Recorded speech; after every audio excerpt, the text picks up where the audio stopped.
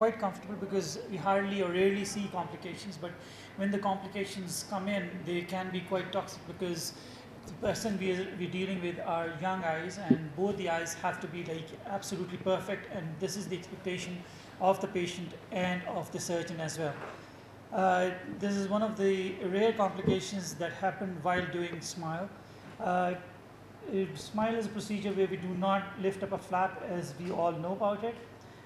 This is how the start went on. It's quite a comfortable condition going on. We have got good docking, but as you can see that there are like quite a lot of OBLs. This come in when they are like troubles because of extreme squinting of the eye. As you could see, like when we shifted over, the patient was squinting.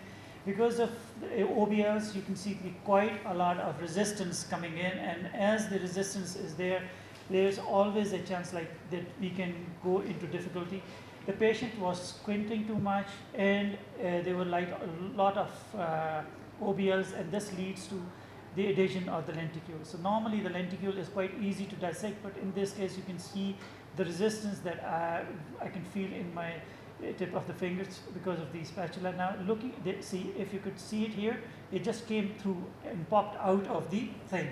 So now once this has happened, it is very important not to go near that area, just to dissect the anterior and the posterior lenticule from the sides, and to go into this area at the end of the whole procedure. Now as I'm going along, still there is quite a lot of resistance, but have to be staying away. Otherwise what will happen is there is going to be another opening. This will just rip off like a zipper, and there's going to be a free flap that will come out. So once the whole lenticule is dissected, then that area is dissected away and the lenticule is taken out. This was like, I never read it before in the books, and this has not been reported as well. This was the first time when I presented in the Zeiss meeting that other experts have also seen it. To confirm that this is not a complication that is going to have a serious effect, the next day picture is like absolutely clear. We can see the tunnel created, but we cannot see the tunnel created artificially, although there is a bit of a mark, but it disappeared in another week's time. Looking into the pentagram after post-operatively, we can see that there is no effect onto the pentagram as well. So coming on to the final thing, that even there was a perforation of the anterior lenticule with the spatula, it did not have any effect onto the visual outcome or onto the corneal surface. So this brings me to the end of my first presentation. Our next speaker is Dr. Zia Mazri, who is going to talk about the IOL implantation. So if you can please.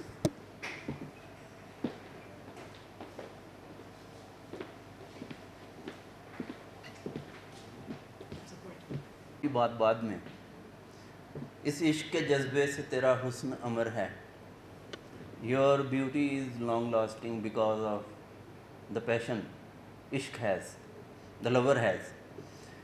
यूँ हम पे खफा शहर निगारा ना हुआ कर. O city of beautifuls, don't get angry with us. मेहमान घड़ी भर के हैं, जाते हैं कोई दम. Very short stay we have here. Shortly we are leaving. बेजार यूँ हमसे अगजाला ना हुआ कर. ओ pretty face, please don't be bothered by our presence. जुज़बुज़ ना हुआ कर यूँ मेरे शेरो सुखन से. Don't get disturbed by my poetry. ये सारे साइंसदानों को कह सकता हूँ मैं जो यहाँ पे बैठे हैं. जुज़बुज़ ना हुआ कर यूँ मेरे शेरो सुखन से, स्पेशली आमिर इसरार साहब. जुज़बुज़ ना हुआ कर यूँ मेरे शेरो सुखन से. दुश्मन तो ना बन चाहे कदरदान ना हुआ कर. डोंट अप्रिशिएट और praise, but don't be enemy with me. ये दूसरा नहीं है, पहला ही था. आप अल्हम्दुलिल्लाह हमारे दोस्तों में से और खैर खाहों में से हैं, we know that. Secondary IOL implantation, वो फेमटो जैसी ब्यूटी और उसका देख के तो फिर ये अजीब सा लगता है. डिमांडिंग टास्क, और सिर्फ हौसले वालों को ही करना चाहिए. अगर आप फेको और फेमटो और पीआरके के आदी हैं और सब्र नहीं कर सकते, तो प्रॉबेबली ये जो डिमांडिंग टास्क हैं फिर ये आपका फील्ड नहीं है. और इसी वजह से बहुत सारे लोग they know how to do it but they can't do it because I have seen over years that the procedure of scleral fixation, haptic externalization and making up the deficiency of posterior capsule, it's demanding. And the second thing is it's not reproducible. Phaco, femtolasic are reproducible. A book written technique anybody can follow with a little experience and repetition. You can reproduce it like an ideal phaco. But the problem with these scleral fixation and haptic externalization techniques is that they look attractive when once we explain it on the podium. But once we start doing it, every second case you meet a surprise. Sometimes even with a lot of years, decades of experience, you can break an IOL haptic. Sometimes during the implantation, the sutures are entangled and you are repeating the procedure. Sometimes the suture is broken. So I am in continuous effort myself as well, along with the international community who are doing these secondary procedures, to find out some reproducible procedure which once explained everybody can do it with the same results and the intraoperative surprises are minimized.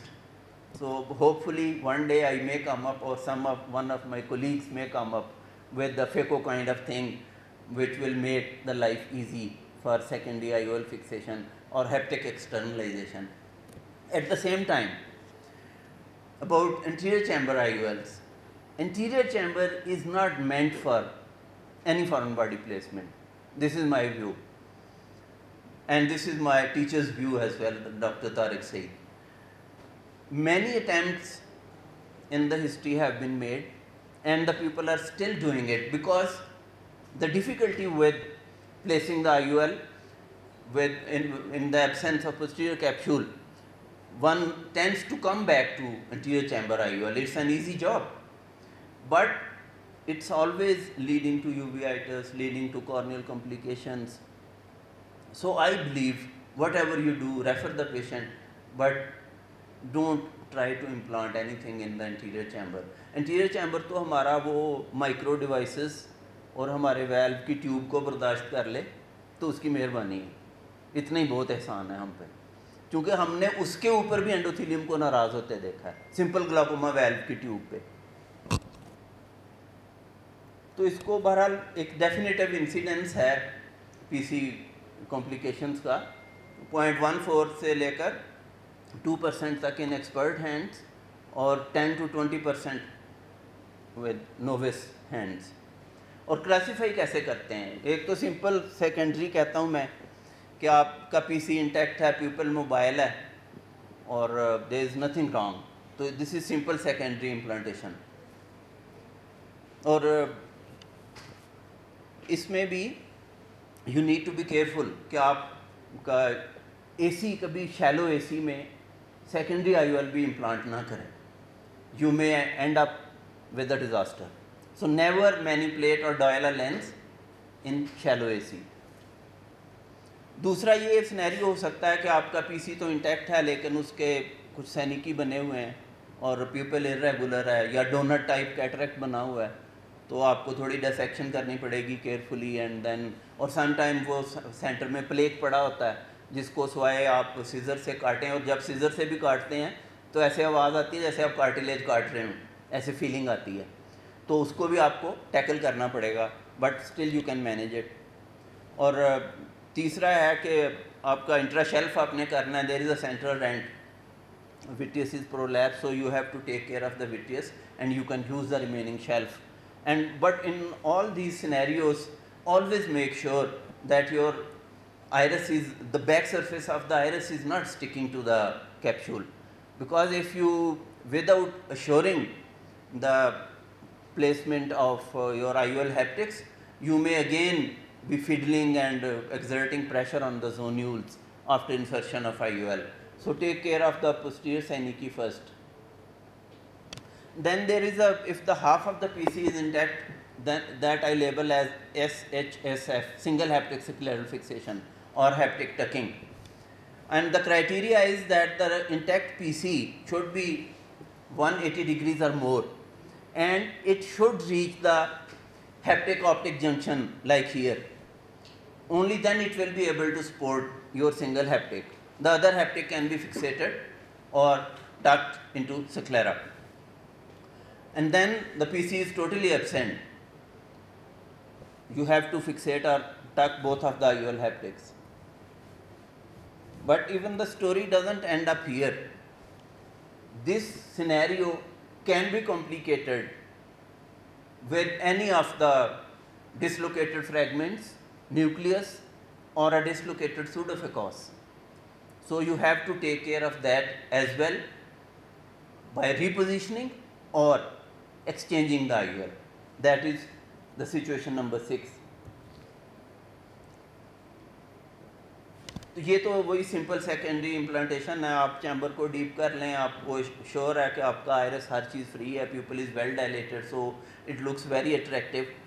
But always deepen the anterior chamber, use a quality viscoelastic, and only then implant the lens. Never manipulate or dial a lens in a shallow AC. दूसरी scenario हमने कहा कि जिसमें आपका सैनिकी बने हुए हैं, और ये देखिएगा आपके इसके अंदर कैसी कैसी चीज़ें आती हैं. देखने में ये बड़ा सिंपल केस लग रहा है. ये देखें, ये पीछे डोनट पड़ा हुआ है पूरा, वो जो कहीं पीडियाट्रिक कैटरैक्ट शायद हुआ होगा, तो वो सारे का सारा लेंस मैटर एसी और पीसी का जो एक शेल्फ सा बन जाता है डोनट लाइक, उसके अंदर वो सारा एंट्रैप्ड है. और आयरस की बैक सरफेस ऑल अराउंड उसके साथ एडहेरेंट थी.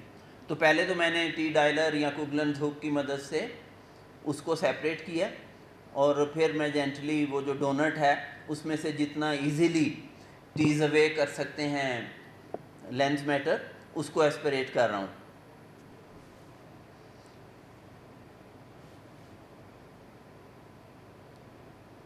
तो अगर वो हार्ड पीसेस हों तो आप विटियस कटर भी यूज़ कर सकते हैं उनकी रिमूवल के लिए.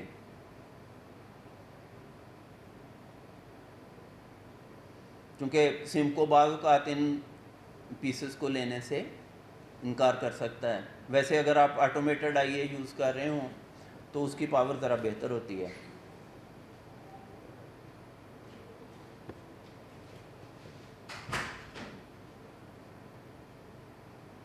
अब इसमें प्रॉब्लम ये हो रहा है कि वो, इसलिए अपना लैपटॉप मैं प्रेफर करता हूँ, लेकिन मेरे लैपटॉप के साथ किसी भी मल्टीमीडिया की नहीं बनी इस कॉन्फ्रेंस में. तो इसमें अब वो कंट्रोल्स नहीं आ रहे, वरना हम थोड़ा आगे जाना चाह रहे थे. तो ये हमने उसकी कटिंग किया. कटिंग मैं 2 पोर्ट प्रेफर करता हूँ. एक हाथ में आपके इरिगेशन लाइन हो और एक हाथ में आपके कटर हो, और उसी में भी देखें दौरान में बार बार कोई ना कोई फ्रैगमेंट फिर आ जाता है, फिर आप उसकी ख्याल कर लेते हैं. और judicious use of viscoelastic is also important. और जब आप विटियस कटिंग करें तो 1-2 मिलीमीटर प्यूपल मार्जिन से पीछे तक चले जाएं. तो once you have done all that, तो अब आपकी शेल्फ इंटैक्ट है, और अब it's not a big ask to implant an IOL now.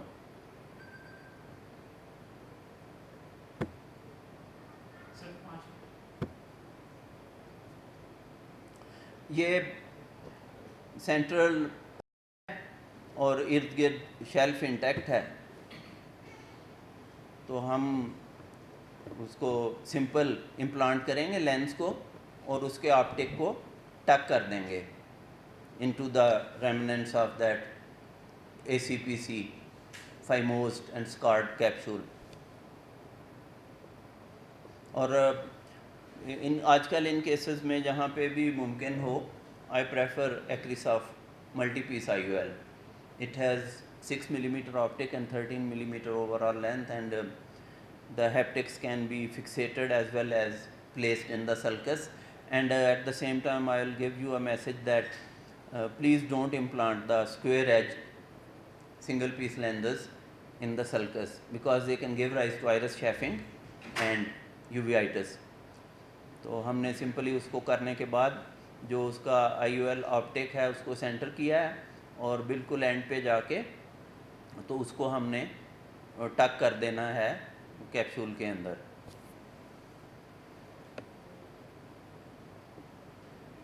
जब एक दफ़ा आप टक करने में कामयाब हो जाते हैं तो फिर आप एसी को शैलो ना होने दें, एस्पिरेशन करें तो बड़ी जेंटल करें और फॉर्म रखें। अगर एसी शैलो होगा तो वो दोबारा निकल आएगा वहाँ से।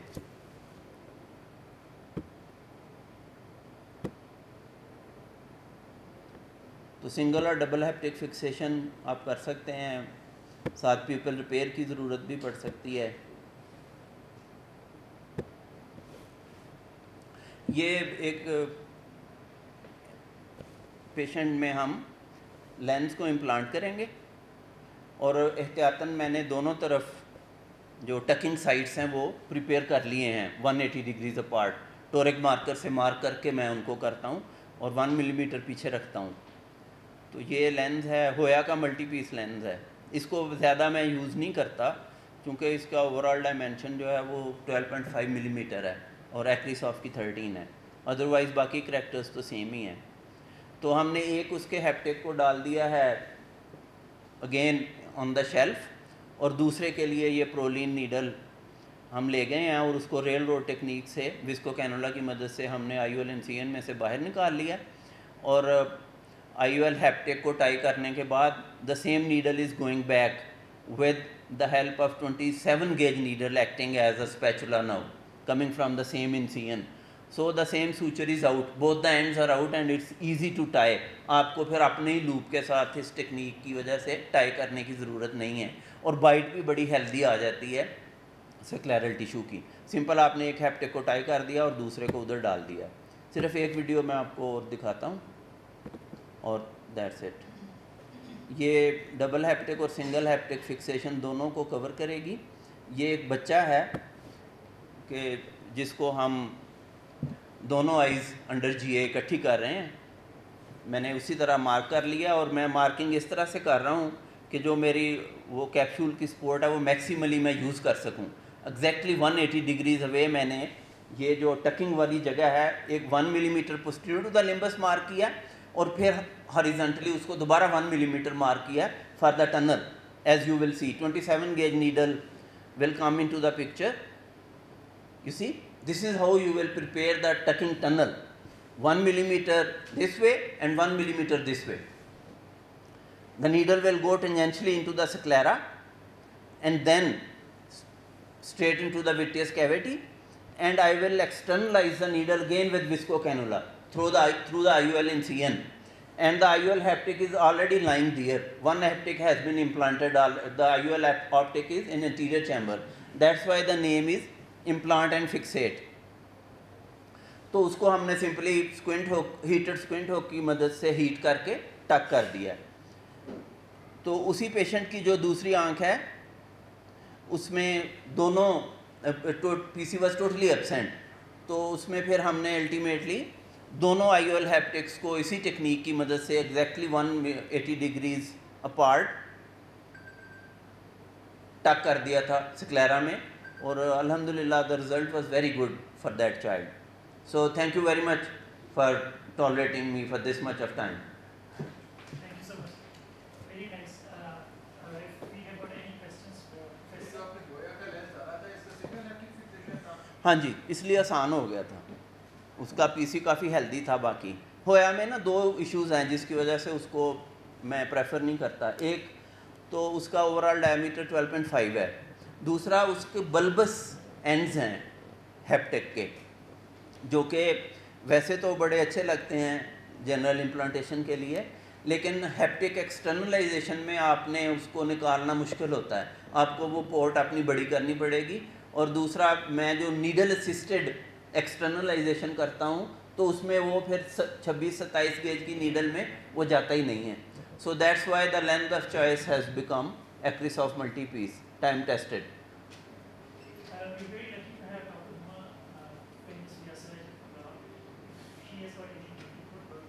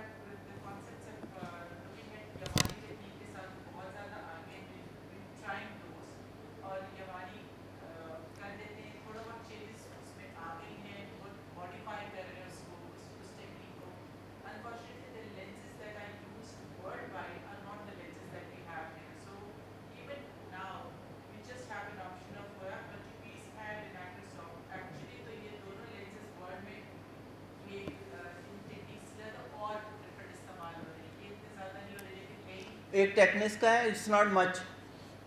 टेक्निस का एक मल्टी पीस अवेलेबल है इंटरनेशनली, बहुत ज़्यादा नहीं है। इंडियन मल्टी पीस जस्ट इसकी कॉपी है, एक्ट्रेस ऑफ मल्टी पीस की, एक्विटी के नाम से आता था कभी। तो लेकिन इसमें ज़्यादा ऑप्शंस नहीं है, because this is not the field of commercial interest any more.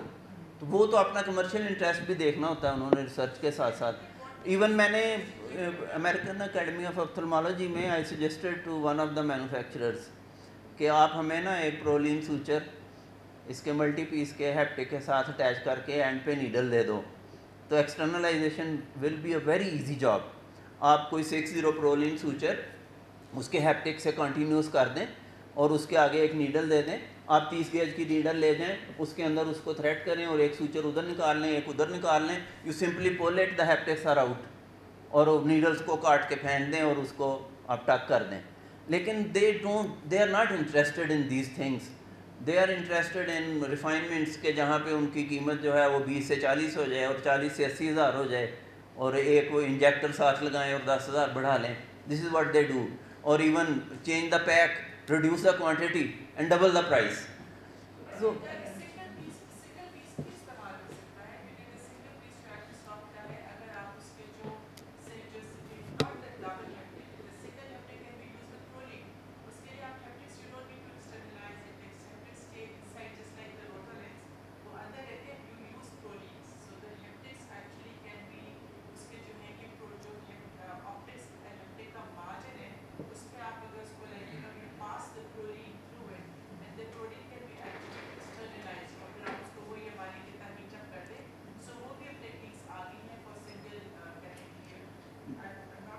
जो स्क्वायर एज सिंगल पीस है उस पर डेविड चैन ने स्टडी की थी 400 आइज की रिट्रोस्पेक्टिव, और वो बड़ी लैंडमार्क स्टडी है which is here as a guideline no by American Academy and American Association of cataract and refractive surgeons.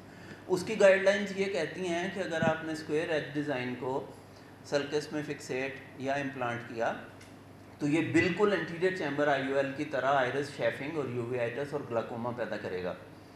तो इसलिए वो उसको कंट्राइंडिकेटेड कहते हैं। The only lens which is single piece and which can be implanted in the sulcus is sulcoflex by Rayner, and we can import it on order if we like, if we are so fan of that. That is specially meant, its all edges are round and overall diameter is 13 millimeters, and the haptic has got a special serrations where you can place your suture accordingly. So if you want to implant a single piece square edge design, round edge design, then Circoflex is the option. But according to Chang and Academy and the international associations, the single piece lens, though it can be beautifully fixated, and I have done that many cases before. After that study, which actually came up in Tokyo, one of the Australian surgeons from audience stood up that you have beautifully fixated a single piece IOL, and doctor, have you not gone through David Chang study? What have you done? Your technique is good, but you need to use only round edged IOLs.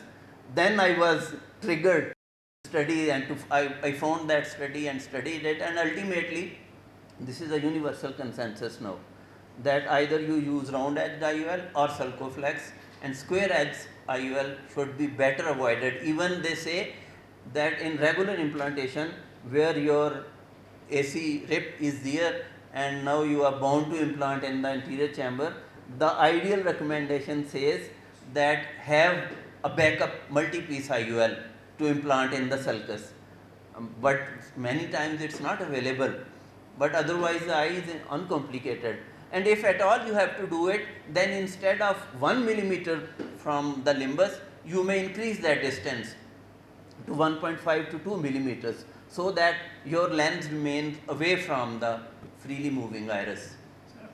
एक और question, being a refractive surgeon, we were concerned about like the decentration and tilt of the lens.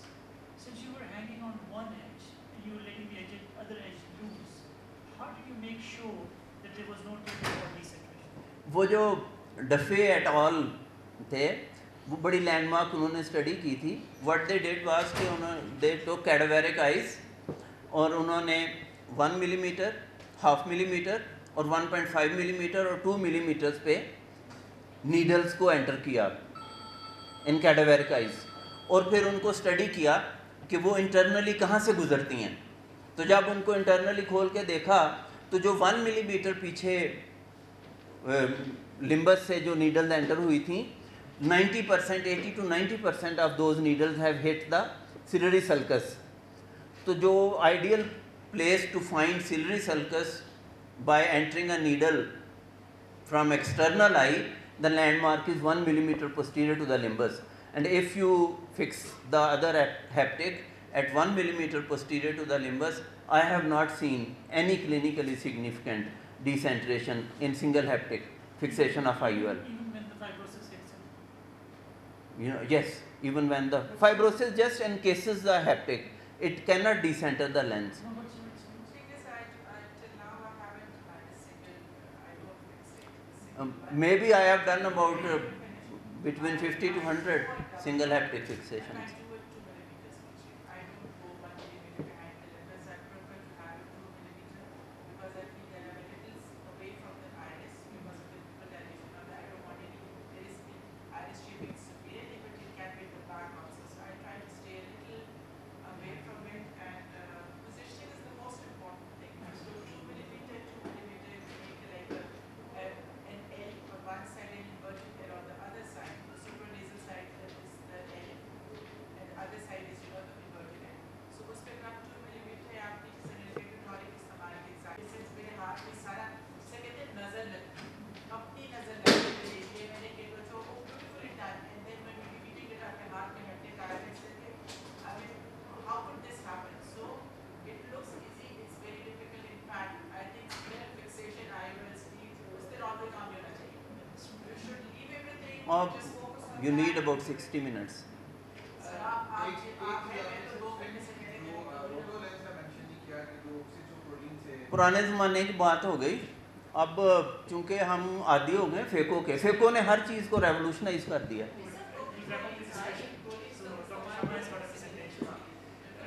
Dr. Sharma is working in Quetta Hospital. She's कर सकते हैं going to present on the interface fluid accumulation. It's a very interesting syndrome. I think people who are excuse me, sir. We continue on to this. It's an interface fluid syndrome. It's a very important thing to know for those people who are for those people who are in refractive surgery, because it can come up as a surprise and can lead to disaster in management. ये इधर आगे उधर नहीं। So, okay, sir.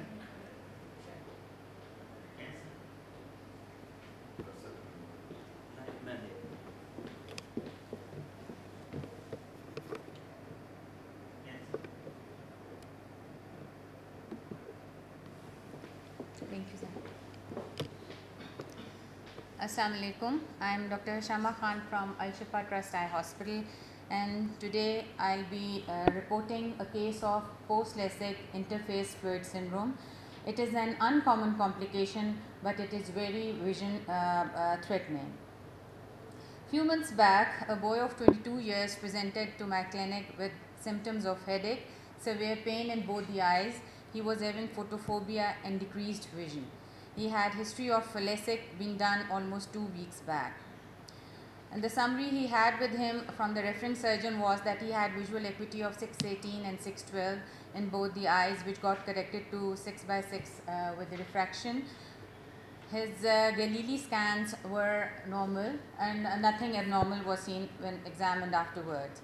This is the Galili scan of the left eye. Well, his first follow-up after 1 week was that the patient was fine. He had clear corneas, vision was 6/6, partial in the right, and in the left it was 6/6. The flaps were in place and there was no anterior segment reaction. Well, on the 10th post-op day, the patient started developing all these symptoms and he presented in emergency. He was very much scared and in agony as his vision had reduced to counting fingers in both the eyes. His eyes were congested and there was marked corneal edema with LASIK flap edema in both the eyes.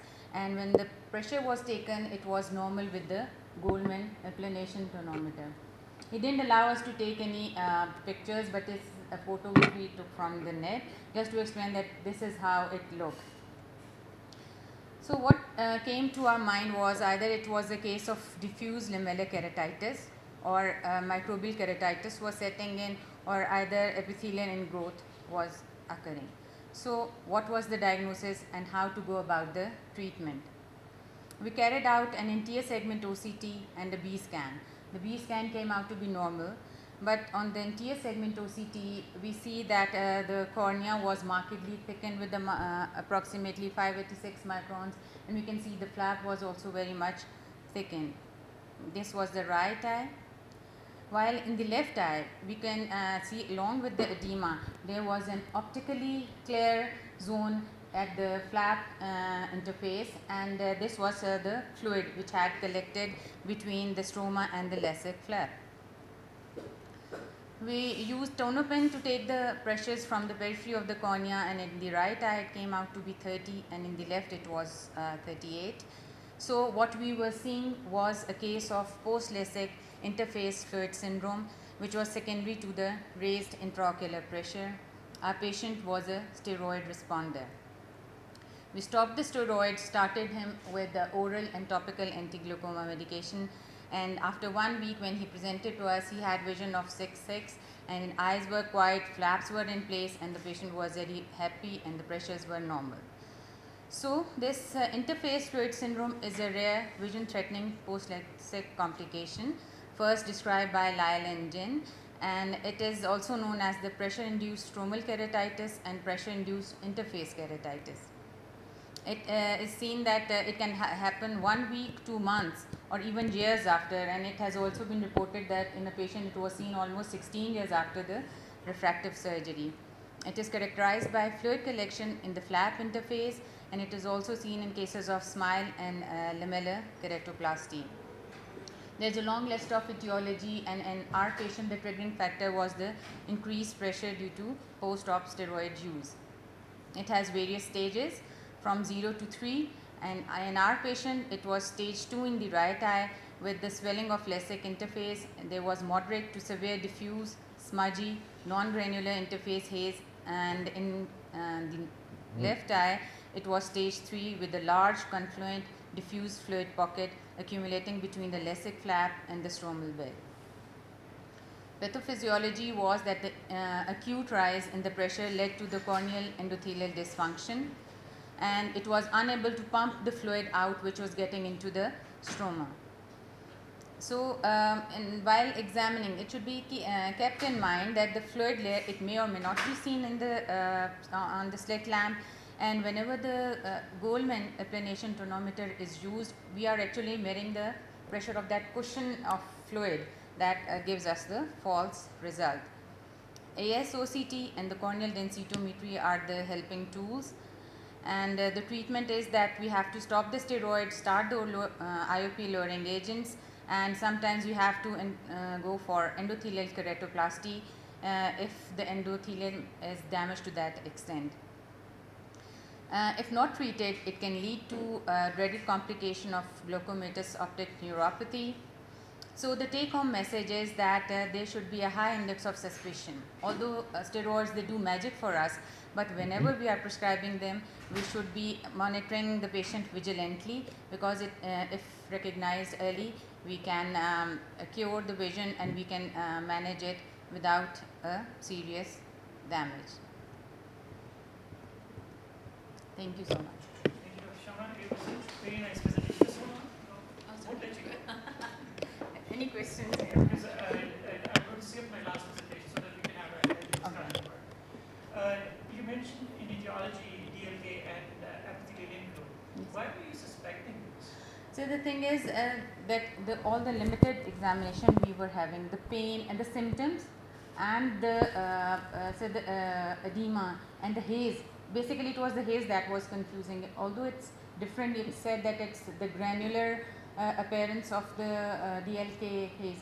But the thing is that due to it was the first case which I saw.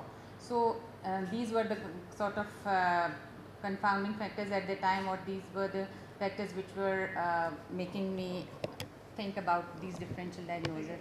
Whenever pain is different, if there is haze, then it is stage 4, not stage 2, because that is like the thing that makes it different. As far as classification is going to be concerned, your case is going to be stage 4 because there's a large pocket with haze. Yes. And in case of DLK on the 10th day, the haze is usually going to be somewhere between the interface of the flap at the margins as well. Margins, yes. So that is a differentiating factor. So whenever there is a very confusing thing, because it's an absolute different management technique for both the things. Yes. Because if there is a DLK suspect, then we have to increase steroids, and we diagnose it wrong, we are absolutely into trouble, as you said. Yes. Epithelial ingrowth will never present like this.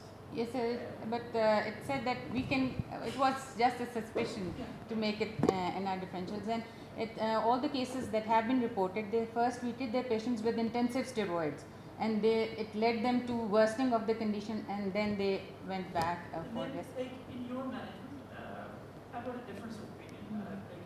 I won't say that it's wrong to do, but you've been through like 75% of the time that we use steroids, and then stopping the steroids straight away. Haze is already there. Haze might disappear.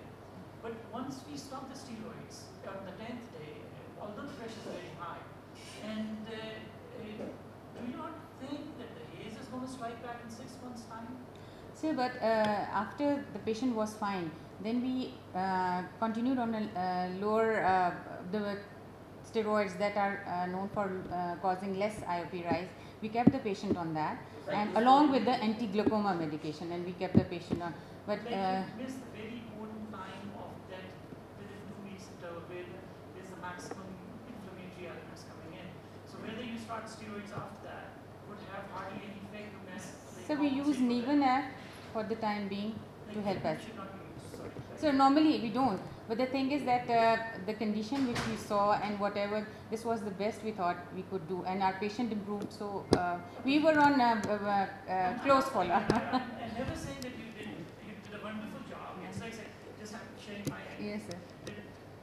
I would have managed it in a little different way. That I would have started with heavy dose of anti-glaucoma, but have slowly tapered the dose of food 3 times or 2 times, managed in like in a day's time. If still, then I should have shifted him on to the other thing. Just give him another 2 days, and I know that it's high pressure. It will come down. Yeah. Young patient of enough are like pretty strong. It has some Like, time. because if you're taking pressures from the periphery, they're not really accurate. Yes, it has sir. to be like the center. Yes, sir. So that is going, because periphery of the cornea has got more fibrous compared to the center. And pressures are like designed in a way that the center, pressure onto the cornea gives us a very right reading. So that's why, sir, they are recommending that we should be going for contour pressure tachotonometry, ocular contour, but that's not available everywhere. So this tono pen, it helped us a lot, because we were too much confused, because the pressure was coming out to be normal, and we were like, should we be giving him more and more steroids, or should we stopping him? And as it was my first case that I saw, so that's it. Thank you so much. Anyone else as well? See, the thing is non-steroidal anti-inflammatory because like it is going to release the epithelial healing, और उसके साथ क्या होगा कि epithelial toxicity शुरू है. Same goes for cyclosporins. So we try to avoid it. Even TRK we can use, but we avoid in lasing and ventilating. So you never give non-steroidal anti-inflammatory after? Never, no. Okay. Because somehow if they just make a way in the interface, Yes. they're going to controlization of steroid कितनी देर के लिए 2 weeks. और हम अगर taper of करने के बजाय स्ट्रॉन्ग स्टीरॉइड को अगर इसको उसी वक्त रिप्लेस करते हैं माइल्ड से So that is a better way to do it. Like fluoromethanol type for CBG. What is the shortest time of steroid responders? One day. Usually It varies. weeks So on I've seen in 1 day. Yes, sir. one day, One. We have also seen one day. one day. Next day coming in. Next day IOP. Previously, baby said slides. So what is what call? ये idiosyncrasy है ना, idiosyncrasy doesn't follow any pattern. Minimum 3 to 6 weeks. वो ठीक है आपकी बात, लेकिन हमने इनके So it is reported within the first week, even after a few days. जो अनकॉम्प्लिकेटेड फेको है, उसमें कुछ भी नहीं मिलता आपको का IOP खुद ही नीचे आ रहा. फर्स्ट वीक में आप स्टीरॉइड बंद करेंगे या उसको माइल्ड करेंगे तो IOP कंट्रोल हो जाएगा. about the There's nothing to say this one. People are interested in talking about like different places in Fentanyl. Yes, sir. Very nice presentation, Doctor. Very nice.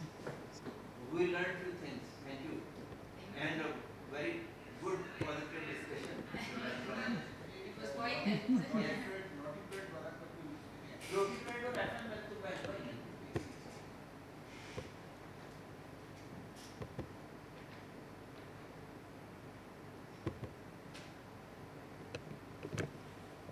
और हम बच्चे थोड़े हैं but we are enjoying the session thoroughly. It is adding to our knowledge and tools. Thank you.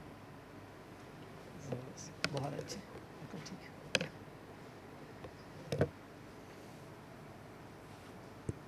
So it's more like a discussion.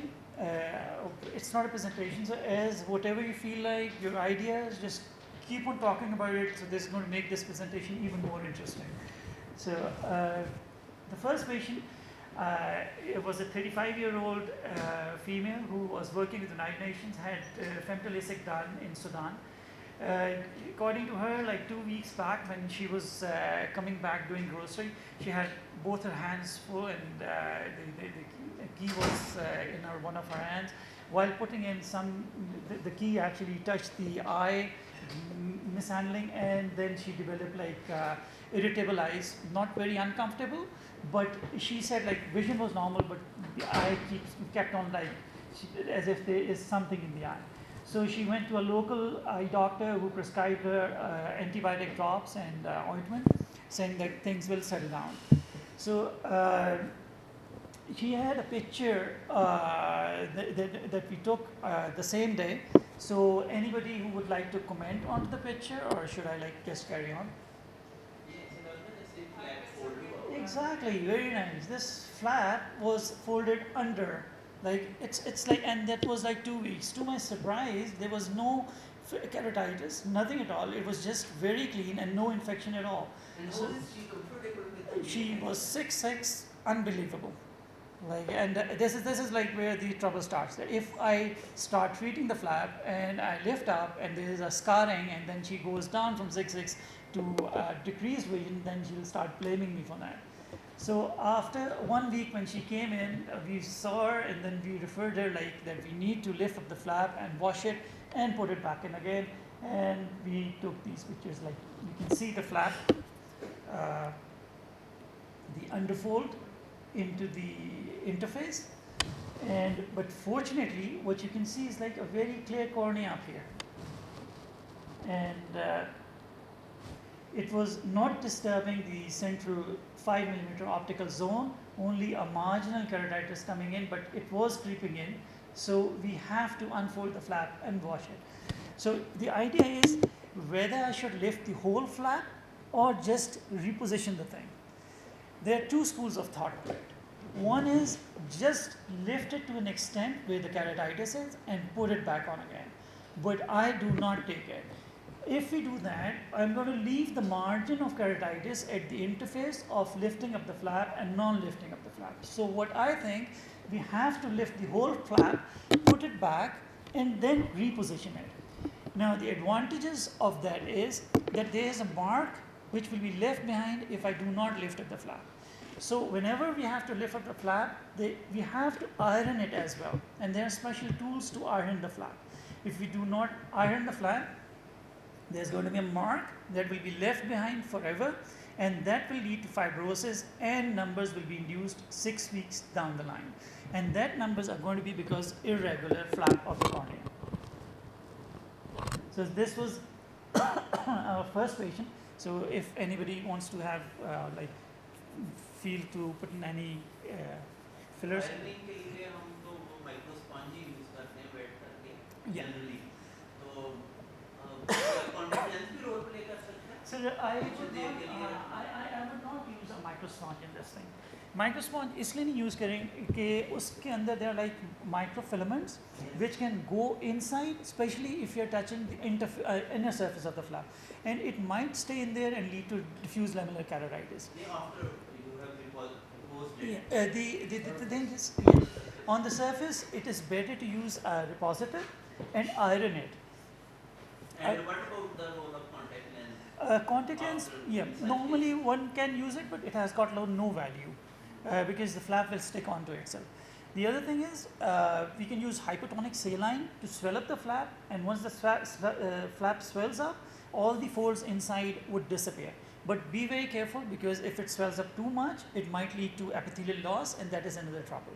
So one has to be very much sure that how much swelling we need, and one needs to be really experienced about it, like how much swelling has happened in the flap, so that when we reposition it, we are repositioning it in the perfect position, and there are no sands of Sahara following to this thing. Can we say that after femto LASIK or LASIK, the flap doesn't play a refractive role? It does. In Yeah, it's just like it's a major thing, and I think she was very lucky. Yeah. And kind of maybe, as we say, that it doesn't contribute to the corneal strength. Mhm. Probably if such cases are reported and few cases can be collected. This from is the world. this is the only one that I've come across. So maybe let's see if somebody else has got it. Suture तो नहीं लगाया आपने? No, there was no need to it, because once it was repositioned, it just fixed in like a glove. So there was no point in suturing it. Otherwise, they have been like, if there would have been a tear, I would certainly have put in a suture and put in a bandage contact lens.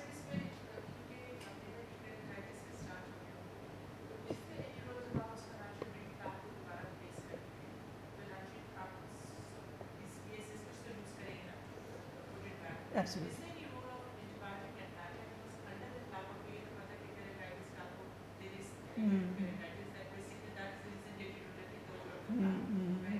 So is there a role of that at the time of replacing that and post laser? Now sorry, post Replacement. positioning of the flap. How what is the frequency and the concentration of the antibiotics during that time? Normally, there was no pain element, so it was a non-infective keratitis type of thing going on, and there was no redness in the eye as well. So I was quite confident that it's not infective; it's more like inflammatory. And whenever there is a inflammatory type of a keratitis, if we wash it, as in diffuse lamellar keratitis, once the cells disappear, the inflammatory cells disappear, things settle down very quickly. Although you're 100% right that post-operatively we used every 2-hourly, Tuberdex and vancomycin, and we saw her like every day for a couple of days, so that everything is cleared out. But Tell your patient that the patient, because we're replacing it, उसको पहले आप counseling करेंगे कि वो करके patient oh, of course, like I. क्या दिन पहले सबसे पहले होगा कि we touch this eye with the vision of 6 तो लेजर ये जो drop करेगी तो उसको जो planning है उसकी counseling कराएंगे. Absolutely, absolutely. That was like one of the things that I normally leave it to my assistants to do the counseling, but in her case, I had to spend like 15 minutes with her to counsel it. So, ये inflammatory keratitis में can we consider application of mitomycin C interface? No, nothing in the interface. Sir. Nothing in the interface. Once, if there is something left behind in the interface, even as we use mitomycin C in PRK, you have to wash it very thoroughly. Although there is going to be no flap, but even if a microbubble of a mitomycin is entrapped in between, it will just dissolve the cornea within 24 hours. Yeah. So coming to our next patient, 33-year-old male who presented with the sensation of burning, sticky eyes, difficulty in focusing, blurring halos and glare. This was going on for last 2 months, had used multiple antibiotics and lubricants. I'm not sure I'm going to get a very clear picture on this one. When we looked into this thing, they were like micro keratitis appearances, and it's not coming out very clear, sorry about that. But when we look into the Pentacam image, Pentacam has got a very interesting feature called corneal densitometry. Corneal densitometry is a thing in which we can go into layers of the cornea and see if there are like any opacities in it. And if there are any like micro keratitis type of things, we can pick them up very clearly. And unfortunately this is too black, but in this one we can see like the dark blue and light blue type of shades. These are the microkeratitis type of appearances. Now, this is like an adenoviral keratitis thing, which carries on for and just keeps on disturbing patient, but it never comes to a level where we can actually see a adenoviral keratitis appearance in the cornea. So, the best thing is to start cyclosporin and steroids, and once we did that, the haze started disappearing. It's not in this one, but this one it was very obvious, and the patient glare and halos were he was quite comfortable with it. Now, there's another 23-year-old male who presented 6 months post LASIK, sorry, I've listed out here, with blurring halos glare for 2 months and was now on lubricants. This is the picture coming in, and this is another picture of a corneal densitometer, an excellent example of DLK coming in. So this is like the DLK coming in. So this is how it looks like. And this is like something which has started with the haze and everything. So we started him on antibiotics, cyclosporins and everything, and then it disappeared very quickly because it was stage 2, there was haze, but there was no scarring yet.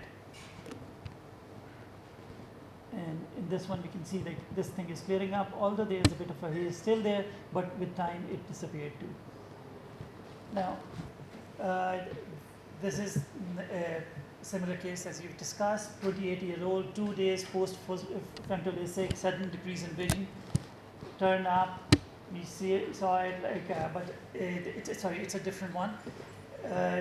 This is the marginal keratitis coming up because of diffuse lamellar keratitis. So, sorry. So we started on steroids and it started disappearing pretty quickly. We were fortunate that there was no haze, so I'm sorry about the quality of pictures. You're not getting it because I had it in the other laptop. A 22-year-old female, 10 days post-op, sudden decrease of, this is the one with the high pressure actually. So you can see a diffuse haze coming in. A diffuse haze is usually a result of increased intraocular pressure, not a DLK. These two are usually, somehow we confuse them, but this may lead to a problem in management. Whenever there is a high pressure, we have to start on beta blockers and dorzolamide. We do not start on prostaglandins because prostaglandins are going to increase haze coming in. So remember, prostaglandins are not the ideal treatment whenever there is high pressure after refractive surgery. So I think, yeah, that brings me to the end of the session. Just for case care, Is it?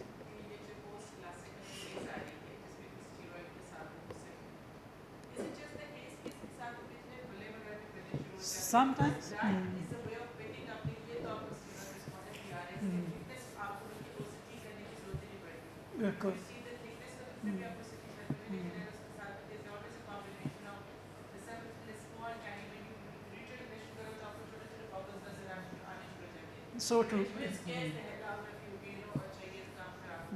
So this point if you say They're there in both the cases. both में आ जाती है. जी.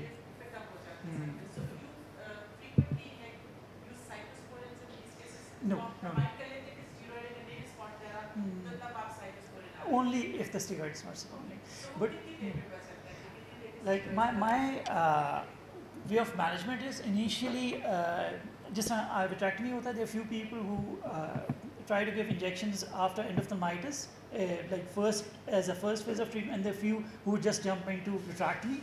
I basically, whenever I see a diffuse lamellar keratitis, I prefer giving it steroids and watching it for 24 hours. If not, then I wash the flap. I prefer not to give cyclosporins.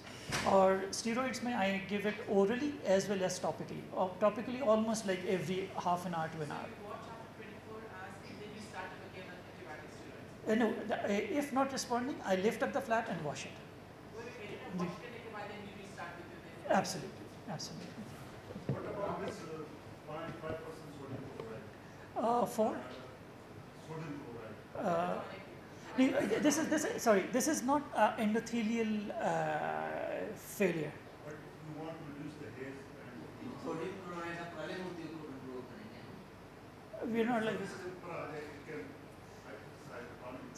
but like we're not treating the root cause. If we start sodium chloride, we're not going to reduce the pressure, so the pressure will keep on mounting up, and things will keep on getting worse.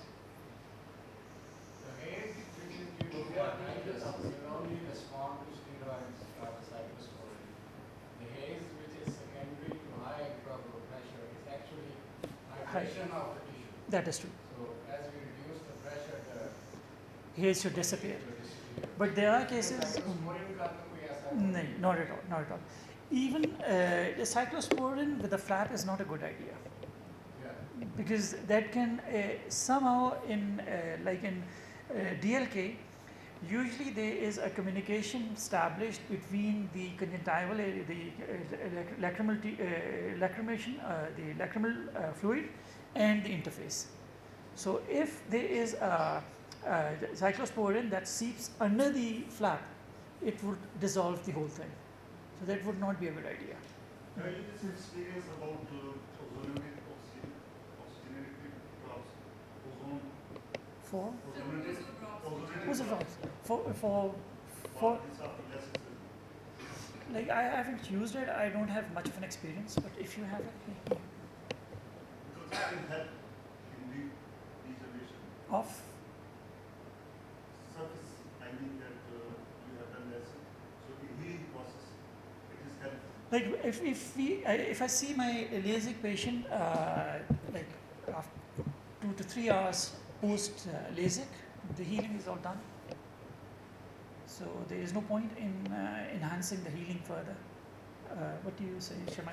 Sorry, Homa, you're doing so many of those cases. आपके सामने खाना चलो ये No. You actually want the healing at the Perfect. Yeah. otherwise to go flat. Left bana. So you don't want to discourage the healing at the edges. You would like to see a little bit of thin scar formation there after a few weeks. Ozone loss की बात कर रहे हैं. Ozone basically is antibacterial, antiviral. Right? This is a antioxidant. It improves healing. I don't know how effective those drops are. So actually the problem. From systemic point Yeah. of view, there are not many Mm. but from ophthalmic point of view, I don't know how effective those drops are. I have used in bacterial environment. It's very, very useful. It has dramatic effect. Even in ocular injuries, it has very, very good effect. Ozonated drops. So actually, जो refractive surgery, जो cornea refractive surgery है ना, इसके there are two aspects to it. We do not want a very fast healing. At the same time, we do not want a slower healing. We want a very controlled type of a natural healing process going on, because both the ends are dangerous. Let's suppose it heals too fast, it will lead to scarring. It heals too slow, it will lead to infection. So. Whenever there is injury, there will be inflammation, and there will be formation of oxide and oxide radicals formation. So if you put on these antioxidants, just like you take oral antioxidant, it is more helpful. For healing. But like having said that, but we don't want an enhanced healing. We don't want. Otherwise, we could have stopped steroids and just started like antibiotics. Steroids भी तो slow कर रहे हैं ना आपकी healing को. Why are we using steroids? Why? Because it controls the healing. Yeah?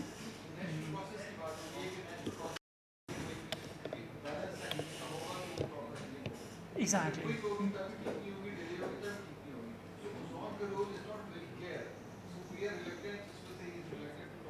So true. Thank you so much. Thank you.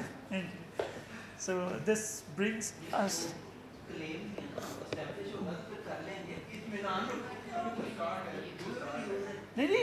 I'm not forbidding you from using it. Like if you use it like in a very controlled way, or ताकि and it would be good to know कि आपका क्या experience क्या कहता है. Actually, आप जब करते हैं लासिक होता है, तो लासिक जब करते हैं तो 24 hours के बाद आपका विजन वैसे 6 होती है कि अच्छी होती है, तो आपने और क्या healing उसकी करनी है.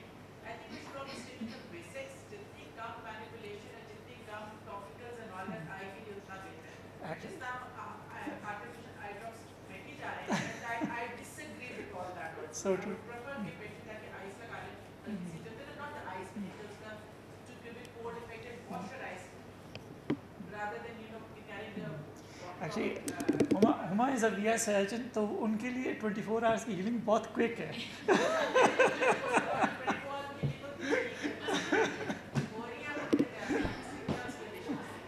So, thank you so much. Thank you everyone for joining us. It was a lovely presentations, and thank you so much for your feedback.